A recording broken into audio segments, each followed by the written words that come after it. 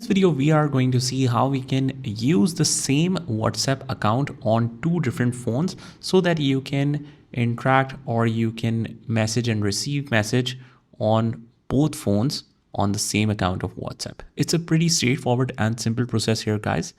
So without further ado, let's get started with this video. So in this case, I have installed WhatsApp on my iPhone, and this is a new account. And I want to connect it with an already existing account that I want to use on my other phone as well. And I want to use the messaging service here as well. So what I will do is, first of all, just open it up on a new phone. Click on agree and continue. Click on continue. Click on allow. And where it says to connect with your phone number, instead what we'll do is we will click on these three dots on the top right hand corner. Click on that. And you click on link as companion device. Now here I have generated a QR code. I'll just hide it for the confidential reasons. What we'll do after that is we will open up our old phone. So on our old phone, we will click on the three dots again, click on the link devices, and then click on link a device. After that, it might ask you for the verification. Just give the verification. And we will scan that QR code here.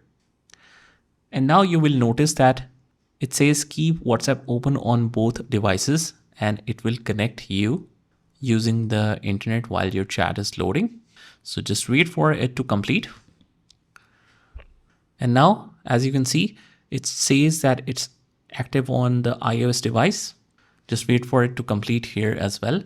And now you can see that my WhatsApp is completely working on this device. It might need some time to load it properly, and then you should be able to use the WhatsApp on both devices.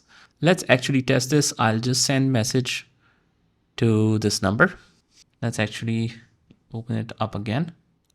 And as you can see, it is taking some time because the syncing is still in progress.